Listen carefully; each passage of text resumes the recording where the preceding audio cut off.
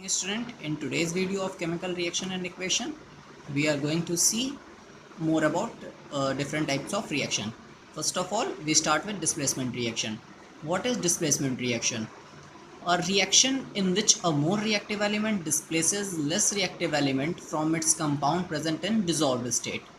Means वो reaction जिसमें एक मोर रिएक्टिव एलिमेंट होगा वो लेस रिएक्टिव एलिमेंट को डिस्प्लेस कर देगा उसके जो कंपाउंड है उससे, या हम इसको ऐसे भी देख सकते कि more electropositive metal displaces a less electropositive metal and A more electronegative non metal displaces a less electronegative non metal from its aqueous solution.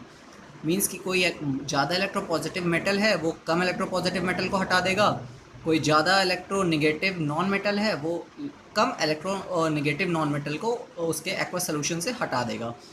Let's see some examples. जैसे एग्जांपल के तरीके से हम ले लेते हैं zinc plus copper sulphate solution. अगर हम इसका रिएक्शन कराते हैं तो zinc displaces copper from its copper sulphate solution. Take another example. जैसे copper and EgNO3 silver nitrate. in the same thing copper displaces silver from its nitrate solution. आगे means जैसे हम देख सकते हैं जिसकी जिंक की रिएक्टिविटी कॉपर से ज़्यादा है तो जिंक ने कॉपर को डिस्प्लेस कर दिया. कॉपर की रिएक्टिविटी सिल्वर से ज़्यादा है तो कॉपर ने सिल्वर को डिस्प्लेस कर दिया. Same as lead and copper chloride का रिएक्शन देख लेते हैं तो ये बन जाता है लेड क्लोराइड एंड कॉपर. यहाँ से हमें पता चल जाता है कि लेड की जो इलेक्ट्रोपॉजिटिविटी है वो कॉपर से ज़्यादा है. मीन्स लेस जो है लेड जो है वो मोर इलेक्ट्रो पॉजिटिव है. एक और एग्जांपल ले लेते हैं क्लोरीन प्लस सोडियम ब्रोमाइड. इसमें करते क्या हैं कि ये होगा क्या कि सोडियम क्लोराइड बन जाएगा एंड ब्रोमीन लिक्विड के फॉर्म में निकल जाएगा. From this it is clear that chlorine is more electronegative than bromine. Now coming to next reaction, double displacement reaction. A chemical reaction in which there is an exchange of ions between the reactants to give new substance is called a double displacement reaction. The two reactions generally water soluble. And this means when two compounds react, the highly reactive part of a compound displaces the less reactive part of the other compound and combines. कहने का simple मतलब है कि इसमें reactants के side में ions का exchange होता है. By example it will be more clear as we are seeing barium chloride plus sulphuric acid. It's give out hydrochloric acid and barium sulphate, that is a PPT, precipitate. And the arrow which going down is showing that the compound is going to be precipitated. Let's see. Barium chloride and sulfuric acid gives out hydrochloric acid. हुआ क्या है यहाँ पे? Chlorine जो है hydrogen के साथ involve हो गया है एंड जो बेरियम है वो सल्फेट आयन के साथ इन्वॉल्व हो गया है. दूसरा एग्जांपल देख लेते हैं. NaCl plus AgNO3 gives out AgCl plus NaNO3. Means NaCl से Na plus Cl minus and AgNO3 से Ag प्लस NO3 माइनस ये टूटे एंड देन AgCl बन जाएगा एंड NaNO3. मीन्स आपस में ही इनका आयंस का कॉम्बिनेशन हो जाता है, टूटते हैं, highly reactive and less reactive से ये कंबाइन हो जाते हैं. Now we see energy changes during chemical reaction. As we all know, each and every chemical change involves bond fission and bond formation.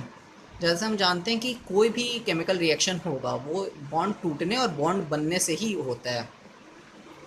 The total difference between amount of energy released from product side and energy absorbed in reactant side is equal to net energy during the total chemical process.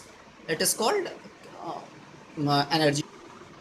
In simple words, we can say that energy change is equal to energy released in product sides Q1 minus energy absorbed in reactant sides Q2. या simple देख लेते हैं, energy change is equal to Q1 minus Q2. The energy change in particular chemical change may be in the form of heat, light, sound, electricity. अब होता क्या है, energy change जो होता है किसी केमिकल चेंज में वो किसी पर्टिकुलर फॉर्म में होगा कि किस फॉर्म में उसको एनर्जी मिल रही, वो हीट के फॉर्म में मिल रही, लाइट के फॉर्म में मिल रही, इलेक्ट्रिसिटी के फॉर्म में मिल रही है. सो देखते हैं हम लोग energy change in the form of heat. ये दो तरीके से होते हैं. First one is exothermic reaction. A chemical reaction in which heat energy given out, वो केमिकल रिएक्शन जिसमें हीट एनर्जी निकल रही है उसको हम कहते हैं एक्सोथर्मिक रिएक्शन। एग्जांपल ले लेते हैं, जैसे carbon solid and oxygen gaseous form में है, अगर इन दोनों कंबाइन करेंगे तो कार्बन डाइऑक्साइड बनेगा एंड हीट भी इवॉल्व होगी 94 kilo calorie. Same as in the formation of water 136 kilo calorie of heat is liberated. Now comes to endothermic reaction, a chemical change in which heat is absorbed. वो chemical reaction जिसमें heat absorb होगी हम उसको कहते हैं endothermic reaction. जैसे nitrogen oxide बनाने के लिए नाइट्रोजन प्लस ऑक्सीजन को यूज़ करेंगे और उसको हीट देंगे तो वो बन जाएगा nitrogen oxide. Same as BaOH होल्डेज बेरियम हाइड्रोक्साइड एंड इसको NH4Cl से अगर अमोनियम क्लोराइड से इसको रिएक्शन कराते हैं तो और इसको हीट देते हैं तो ये बेरियम क्लोराइड और NH4OH हो जाएगा। ओके, एक और एग्जांपल देख लेते हैं, C+H2O, इसको 1100 डिग्री सेल्सियस टेम्परेचर देंगे तो ये carbon dioxide plus hydrogen gas और हीट जो एब्जॉर्ब होगी वो -31.4 kilo calorie. In the previous videos we can read about energy change by light and electricity also.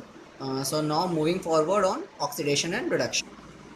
Oxidation and reduction or redox reaction. Oxidation, if a substance gain oxygen or oxidized is said to be oxidation. जैसे हम यहाँ देख लगते हैं CuO+H2, यहाँ पे hydrogen oxygen के साथ ऑक्सीडाइज हाइड्रोजन गैस यहाँ ऑक्सीडाइज हो रही है तो gives out water. Reduction, if a substance loses oxygen और gains hydrogen is known as reduction.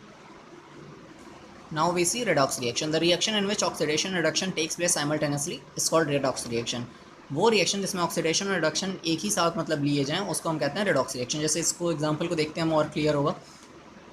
Copper oxide से रिडक्शन हुआ, क्योंकि रिडक्शन का जैसे हम पढ़े हैं लूजेज ऑक्सीजन, ऑक्सीजन लूज हुआ यहाँ पे तो ये कॉपर में हो गया।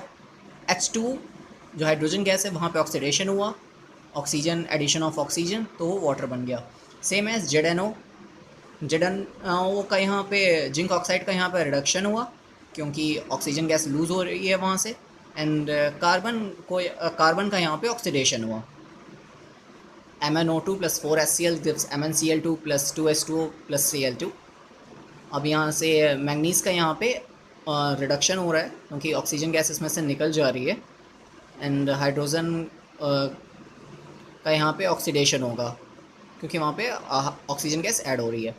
Now we will see effects of oxidation and reduction in our everyday life. Corrosion. When a metal is attacked by substance around it such as air, moisture, acid, etc., it is said to be corrode and this process is called corrosion. Means अगर कोई metal है वो और उसके जो substance आसपास हैं उससे अगर रिएक्ट करता है जैसे कि एयर, मॉइस्चर, एसिड्स या ऐसी किसी सब्सटेंस है तो वो कोरोड होता है। Corrode and this process known as corrosion. Corrode means खोखला होने, मतलब उसको eating up of metal. Simple कह सकते हैं कि मेटल जो है कम अपनी प्रॉपर्टी लूज़ करता है। जैसे हम देखते हैं formation of green coating on copper, tarnishing of silver metal on exposure to hydrogen sulfide, reddish brown layer on the surface of iron articles. Corrosion in case of iron is called rusting. Means जैसे जैसे iron जो है moisture के presence में आता है उसको rusting कहते हैं हम लोग। We will read more about rusting and prevention from this in the chapter metals and non-metals. Second is rancidity. When food containing oils and fats are exposed to air or oxygen, they get oxidized due to which food becomes stale and its color and smell changes. Simple है, मतलब जैसे food जो oil या fats contain किए रहते हैं अगर वो एयर या ऑक्सीजन में जाएंगे तो वो ऑक्सीडाइज हो जाते हैं और इस वजह से जो फूड होता है वो स्टील हो जाता है, उसका कलर और स्मेल चेंज हो जाती है, ख़राब हो जाता है, सड़ जाता है वो फूड। समटाइम जैसे देख लें हमें लोग कि बाहर का कुछ फूड होता है या चिप्स एंड पैकेट्स होते हैं, अगर खोला उन्हें छोड़ दिया गया तो वो ख़राब हो जाते हैं। रेंसिडिटी हम लोग प्रिवेंट कर सकते हैं by using antioxidant to food containing fats and oils. हम फैट्स एंड ऑयल्स वाले जो फूड हैं हम उसमें एंटीऑक्सीडेंट्स मिला सकते हैं।